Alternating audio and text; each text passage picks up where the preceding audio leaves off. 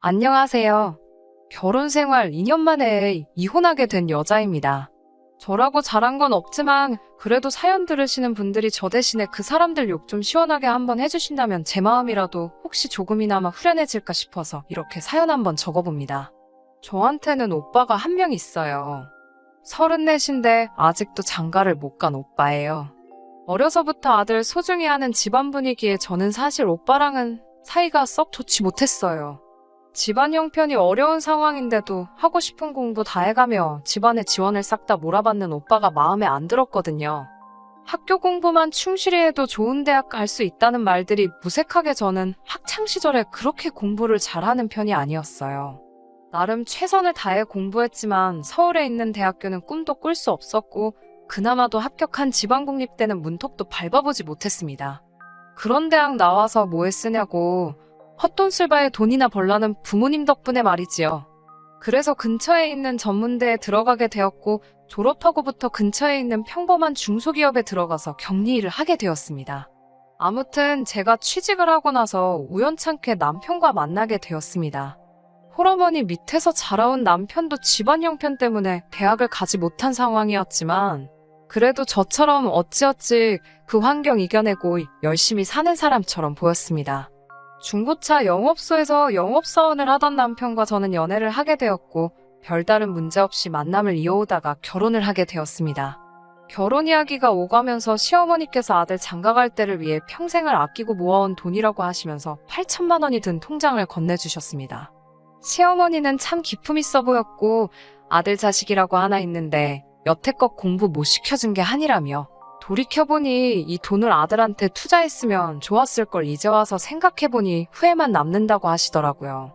이제 와서 후회해봐야 늦었고 내 가진 거 전부 털어서라도 앞으로 아들 인생 행복하게 해주고 싶다며 자기는 혼자 알아서 살 길을 찾을 테니 이 돈은 신혼집구 하는데 보태라고 하시더군요.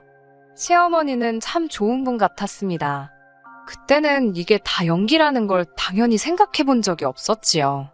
지방 중소도시인지라 제가 모아놓은 돈 전 남편이 모아놓은 돈에서 근처에 있는 재개발 소식이 있는 적당한 아파트를 구할 수 있었는데 전 남편은 그 집에는 들어가기 싫다고 하더라고요. 한동안은 맞벌이를 할 생각이 있었기 때문에 삐까번쩍한 집이 필요하지 않았는데 전 남편은 영업사원인 자기를 보는 눈이 많고 후배 양성도 해야 하기 때문에 허덕이며 사는 듯하게 보이면 이 바닥에서 올라오기 힘들다는 말을 꺼내며 신축 아파트에 살아야 한다며 노래를 부르더라고요. 그건 조금 아니지 않냐고 반대를 했는데 남편 말이 자기 수입은 자기가 파는 차 대수와 직접적인 연관이 있기 때문에 영업사원으로 성공하려면 남들에게 보이는 게 더 중요하다고 저를 설득하더라고요. 그래서 하는 수 없이 남편이 원하던 신축 아파트에 월세로 들어가게 되었습니다. 혼수와 예단 이야기가 오고 가는 과정에서도 남편은 남의 집에 사는데 혼수를 좋은 걸로 채울 필요가 뭐가 있냐면서 자기에게 투자를 하라는 식으로 말을 해왔습니다. 연식이 된 중고차지만 외제차부터 남편이 입을 정장에 명품 시계까지 하니 제가 모은 돈 가지고는 아무리 혼수를 적당한 걸로 구한다고 할지라도 한참 모자라더라고요. 친정 부모님께 손 벌리기 싫었지만 이야기를 하지 않을 수 없었습니다. 그때쯤 오빠도 좋은 직장에 취직이 된 터라 웬일로 부모님께서 여태 희생만 해오고 고생했는데 결혼만큼은 모자라게 하지 말라고 하시며 2천만 원을 선뜻 지원해 주셨고요. 그런데 그러던 와중에 또 오빠와의 마찰이 있었습니다. 오빠는 일단 첫째인 자기를 두고 제가 먼저 결혼하게 된다는 사실부터 못마땅하게 생각하는 듯 보였고 오빠 입장에서는 자기가 장가갈 때도 부모님 지원을 받아야 하는데 사람 일이 어떻게 될지 모른다고 저한테 목돈이 들어갔을 때 만에 하나 자기가 지원을 받을 때 조금 모자랄 수도 있지 않겠냐는 말도 안 되는 이유로 반대를 해왔습니다. 오빠와는 한참을 싸웠죠. 당장 제가 결혼을 한 해 만에 하는 상황에서 아들이라는 이유 하나만으로 그동안 집안의 지원이란 지원은 싹 다 받아왔으면서 끝까지 양보 못하는 모습이 너무 화가 나더라고요. 그래도 이번만큼은 부모님이 제 편을 들어주셨습니다. 무조건 안 된다고 바득바득 우기는 오빠를 설득해 주시긴 했지만 그게 제 편을 들어주셨다기보다도 겨우 2천만 원인데 뭐 어떠냐 하는 식으로 무마해 주셨죠. 저는 결국 결혼을 하게 되었습니다. 오빠는 제 결혼식에조차 오지 않았고요. 아무튼 그렇게 어찌저찌 결혼식을 올리고 저는 전 남편과 살게 되었습니다. 오빠와는 결혼식 이후로는 거의 서로 없는 사람처럼 지내게 되었고 부모님께서 오빠를 설득해줄 때 2천만 원이면 싸게 먹히는 것 아니냐는 듯이 저를 보내버린 태도에 크게 실망해서 친정과도 거의 연을 끊듯 살아왔습니다. 명절이나 어버이날, 생신날에도 제가 일이 바쁘다는 핑계로 결혼한 내내 찾아뵌 적 한 번도 없었습니다. 결혼 생활은 연애할 때와는 다르게 행복하지만은 않았습니다. 남편 수입이 나쁜 편은 아니었어요.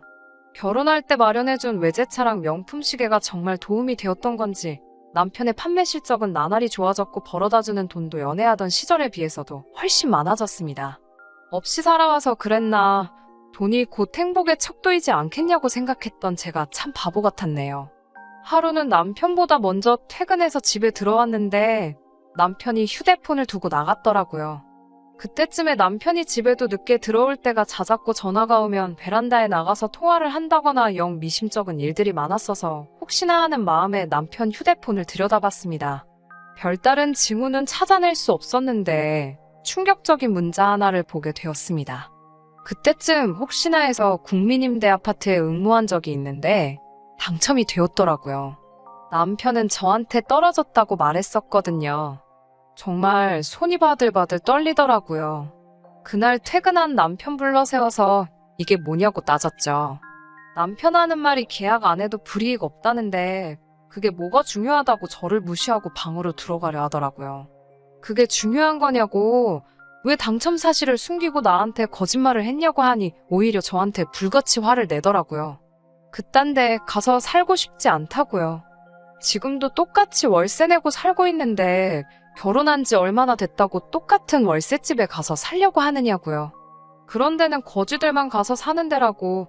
지금 방 3개짜리 삐까번쩍한 데서 살고 있는데 뭐가 안타까워서 화를 내고 있냐고 하며 제가 이해가 안 된다고 하더군요. 결혼할 때도 말하지 않았냐고, 자기는 영업사원이고 자기 자신 자체가 브랜드여야 한다고요. 그런 집에서 살면 손님들은 물론 동료들까지 자기를 손가락질하며 우습게 볼 거 아니겠냐고. 영업일이 쉬워 보이냐고. 이 바닥에서 도태되면 바로 끝장나는 거라면서 뭘 알지도 못하면서 별것도 아닌 걸 가지고 죽자고 달려들고 있냐고 뭐라 하더라고요. 처음으로 남편한테 욕짓거리를 하며 따졌어요. 대가리에 똥만 차서 뭐가 옳고 그른지도 파악이 안 되냐고. 그 집에 가면 지금 이 집에 묶여있는 보증금부터 매달 달달이 내고 있는 월세까지 아낄 수 있는 돈이 얼마인지나 아냐고. 허영심으로 대가리가 가득 차서 남들 보이는 게 그렇게 중요한 거냐고 저도 지지 않고 뭐라 했어요. 남편 말이 100% 틀렸다고 볼 순 없지만 보증금으로 묶여있는 돈도 적은 돈이 아닌데다가 임대주택에 간다고 해도 말 그대로 임대이기 때문에 거기서 보증금 아끼고 월세 혜택 받으면서 저희는 그대로 무주택자로 있는 거기 때문에 돈이 충분히 더 모인 시점에 새로 청약을 응모할 수 있는데, 그러면 그때 가서는 이런 브랜드 아파트 월세가 아니라 자가로 살게 될 수도 있는 상황인데 당장 아파트 브랜드가 마음에 안 든다는 이유로 저도 어떻게든 돈 한 푼 더 벌어보겠다고 바득바득 회사 나가면서 일하고 세탁기도 좀 더 크고 좋은 걸로 바꾸고 싶은데도 참고 살고 있는 상황인데 남들이 자기 어떻게 보는지가 더 중요하다고 우겨대는 꼬라지를 보니까 용서가 되지 않더라고요. 남편은 제 말 딱 잘라서 끊고 됐고 따지고 보면 다 잘된 일이라고 억지로 거지속으로 들어가서 살려는 제가 이해가 안 된다고 말을 하더라고요. 오히려 자기 때문에 이사비용 굳었으니 돈 번 거라고 하면서 어차피 지나간 거 되돌릴 수도 없는데 이걸 가지고 자꾸 말 꺼내서 뭐 하겠냐며. 더 말하면 자기도 가만히 있지 않겠다고 성질을 부리고 방으로 들어가더군요. 정말 제 속이 시꺼멓게 타들어가는 것 같았습니다. 어떻게 한 방 먹여주고 싶었는데 방법이 없더라고요. 그동안도 사소한 일로 다투는 일이 있었으면 그날 저녁을 일부러 맵게 하거나 했었거든요. 이 인간이 매운 걸 하나도 못 먹어서요. 저도 맵게 먹어서 땀 한 번 뻘뻘 흘리고 그걸로 스트레스 한 번 풀거나 하는 식이었는데 이렇게 사소하게 복수한다고 풀릴 화가 아니라는 건 누구보다 제가 더 잘 알고 있었습니다. 어떻게 이러지도 못하고 저러지도 못하고 그 뒤로부터는 남편과는 벙어리 냉가슴 앓듯이 냉전 상태로 있었어요. 남편이 먼저 화해의 제스처를 취하기는 했지만 제가 받아주지 않았습니다. 남편 말대로 이미 엎질러진 물인데 지난 일 가지고 제가 너무 오래 끄나. 내가 이렇게 속이 좁은 사람이었나 하는 생각도 들었지만 이번에 확실히 짚고 넘어가지 않으면 앞으로도 이 멍청한 사람이 저 없이 또 말도 안 되는 결정을 내리지 않을까 하는 우려에 쉽게 받아주지 않고 있었어요. 매번 먼저 화해하자고 나서던 남편을 계속 무시하니 남편도 더 이상 저한테 화를 풀기 위해 나서는 일은 없었고, 그렇게 서로 신경만 곤두세워가며 하루하루 보내던 어느 날이었습니다. 남편이 저에게는 말도 없이 집에 시어머니를 모시고 오더라고요. 시어머니가 저희 집에서 가까운 곳에 살기는 하셨지만 그동안 교류는 따로 없었거든요. 그러니 여기서 갑자기 시어머니의 등장은 의외라고 생각했습니다. 시어머니께서는 저희가 자주 찾아오는 것마저도 불편해 하시던 분이었거든요. 신혼부부인데 둘이서 알콩달콩 재미지게 사는 게 최고지 않겠냐며, 괜히 자기한테 신경 쓰다가 며느리가 부담감 느끼면 그 영향이 아들한테 바로 간다고 하시며 거리를 두시던 분이었거든요. 거기에 제가 친정부모님과 틀어진 상황을 알고 계셔서 그런지 너무 시댁에만 목매다는 것도 불공평하지 않냐며 온갖 쿨한 척은 다 하시며 스스로 깨어있는 시어머니 흉내내시던 분이었어요. 그런데 찾아와서 하시는 말씀은 여태껏 보여주신 모습과 결혼할 때 호언장담하신 부분과는 전혀 다른 이야기였습니다. 이제 여기 와서 살아야겠다고 대뜸 합가를 제안하시더군요. 아니, 제안하신다는 말도 아깝고 일방적으로 이제 자기가 살던 집 정리하고 들어와서 살 테니 준비해라 라는 말을 하셨어요. 어머님이 홀몸이시니 언젠가 모셔야 될 때가 오지 않을까 생각한 적도 있습니다. 그럼 뭐가 문제냐 하시는 분들도 계시겠지만 생각도 못한 상황에서 그렇게 하겠다고 곧바로 정할 문제도 아니었고, 무엇보다 어머님은 나이가 엄청 많으신 편이 아닌데다가 동네에 있는 식당이기는 하지만 제대로 월급 받고 일도 하고 계셨거든요. 그렇다고 살 곳이 없으신 것도 아니고 작은 빌라지만 본인 명의로 가지고 계셨거든요. 그런데 이제 와서 혼자 살기 적적하다, 일하는 것도 이제 힘에 부치고 나도 남들처럼 아들 며느리 효도받으며 한번 살아보자 말을 하시더군요. 제 생각일랑 한번 물어보지 않으셨고 이건 거의 통보에 가까웠습니다. 어머님께 갑자기 왜 이러시냐 했더니 시어머니는 저한테 머리가 있으면 생각이라는 걸 해보라고 하시더군요. 둘이 사는데 이런 커다란 집에 뭐가 필요하냐고, 신혼생활 신축 아파트에서 2년 했으면 충분히 한 거 아니지 않느냐며 저에게 호통을 치시더군요. 그러면서 저를 나무란다고 하는 말이 요즘 젊은 애들은 무슨 생각을 하면서 사는지 모르겠다고 저보고 씀씀이가 너무 해픈 것 아니냐 뭐라 하시더라고요. 결혼 전에 온갖 가지 똘망똘망한 척은 다 해서 믿고 맡겼더니 우리 아들이 사람들 비윗장 맞추며 힘들게 벌어온 돈 허투루 써대면서 거덜내고 있는 것 같다며, 본인이 합가를 하고 나면 우리들 돈 관리도 직접 해주시겠다며 그렇게 알라고 하시더라고요. 이 집에서 살자고 한 건 제가 아니고 남편이라고, 그리고 일전에 그 청약 당첨된 사실 숨기고 쓸데없이 월세로 돈 낭비하기로 정한 건 제가 아니라 어머님 아들이라고 따져 물었습니다. 남편이라는 놈이 중간에서 말을 어떻게 전한 건지는 모르겠지만 아무래도 그날 사건을 이유로 저한테 앙심을 품고 시어머니에게 없는 말을 지어내서 전한 것처럼 보였습니다. 그리고 좀처럼 제가 풀 생각을 하지 않으니 어디에 한번 당해보란 듯이 합가를 하겠다는 이유로 시어머니를 꼬드긴 것이었죠. 이 집안의 남편과 제가 서로 대립을 하고 있으니 무조건적으로 자기 편을 들어줄 시어머니를 앞세워서 경제권도 빼앗고 결정권마저 다수결로 유리하게 이끌어가려고 하는 속내가 뻔히 보였습니다. 모신다고 못 모실 것도 없지만 이런 식으로 시어머니와 합가를 할 생각은 없었습니다. 모시게 된다면 정말 어머님께서 혼자서 아무것도 하지 못하는 때가 오면이라고 생각했다. 아직까지는 여력이 있으시지 않느냐. 집도 아직 월세이고 둘이서 자리 잡지도 못했는데 이렇게 오시면 곤란하다고 말씀을 드리니 자리 잡는다는 게 뭐냐고, 그거야말로 본인이 필요한 일 아니겠냐며 이유를 구구절절히 설명하시더군요. 어차피 이제 둘 사이에 아이가 생길 것이며 손주가 태어나면 자기가 집에서 봐주고 너네는 둘이 밖에 나가 돈만 벌어오면 되는 일인데 그게 뭐가 어렵냐고 하시더군요. 생각해보라고, 자기가 결혼할 때 돈을 보탠 이유가 뭔지도 한번 생각해보고 아무리 생각해도 이제는 남들처럼 효도받고 살 때가 아니겠냐며 자기 들어올 날 맞춰서 빈방이나 만들어 놓으라고 재차 통보하시고는 돌아가셨습니다. 남편도 대놓고 이제 와서 어쩔 건데 하는 식으로 킬킬대며 그렇게 됐으니까 그렇게 알라고만 하고 방으로 뭉쾅 닫고 들어가는데 혼자서 텅 빈 거실에 앉아있으니 가슴이 턱 막혀 오더군요. 이 집에 묶여있는 보증금에도 제 돈은 하나도 안 들어가 있다고, 애초에 결혼할 때 너가 해온 게 뭐가 있냐는 식으로 나오더라고요. 그도 그럴 것이 제 돈은 남편 외제차며 시계, 얼마 안 되는 싸구려 혼수들밖에 없었으니까요. 답답한 마음에 혼자 밖으로 뛰쳐나갔는데 갈 곳이 없더라고요. 그나마 아직 고향에 남아있는 친구 집으로 피신을 했지만 친구도 가정에 있는 몸이니 하룻밤만 재워줄 수 있냐는 제 부탁에도 난색을 표하더라고요. 갑자기 생긴 상황에 마음이 불안하니 제대로 생각을 할 수가 없더라고요. 그 상황에 떠오르는 건 제가 스스로 등져버린 제 가족밖에 없었습니다. 그동안 안 보고 지낸다 몇 번을 다짐하며 연락 끊고 살아왔는데도 얼굴에 주름 하나까지 또렷하게 어머니 얼굴이 생각나더라고요. 그 길로 친정으로 향했습니다. 좋은 기억 하나 없다고 생각했는데 친정에 오니 그렇게 불안했던 마음이 순식간에 진정이 되는지 어머니도 근처에 살면서도 무소식으로 지내던 제가 뜬금없이 찾아오니 무슨 일인가 깜짝 놀라시더라고요. 이렇게 찾아온 게 좋은 일로 찾아온 건 아닐 거라는 걸 대번에 눈치채셨는지 무슨 일이 있는 거냐고 저를 걱정해 주셨어요. 정말 그날은 엄마 품에 안겨서 어린애처럼 한참을 울었습니다. 그렇게 친정에서 일주일 정도 회사에 출근을 했어요. 옷 가지며 뭐며 전부 다 집에 있으니 회사에 매일같이 똑같은 옷을 입고 출근하는 것도 힘들더라고요.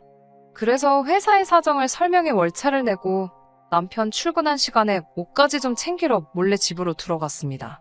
그런데 이게 뭔 일인지 짐 싸들고 오신다고 통보한 날보다 한참이나 이른 시기였는데 현관문을 열고 들어가니 이미 시어머니는 벌써 방 하나에 짐까지 다 풀어놓고 떡하니 자기 집인 것 마냥 하고 계시더라고요. 아직 저는 오셔도 된다고 말한 적도 없는데 말이지요. 시어머니는 저를 보자마자 걱정 대신 비아냥대기 시작했습니다. 일주일도 안 돼서 다시 기어들어올 거 뭐하러 가출을 한 거냐고 말하면서요.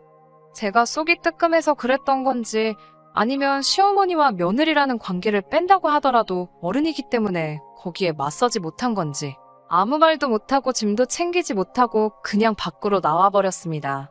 집으로 돌아와 친정어머니에게 이 사실을 말하니 어머니는 이대로는 안 되겠다고 하시며 잠시만 기다려보라 하시고는 짐을 한가득 싸더니 저를 데리고 우리 집으로 향했습니다.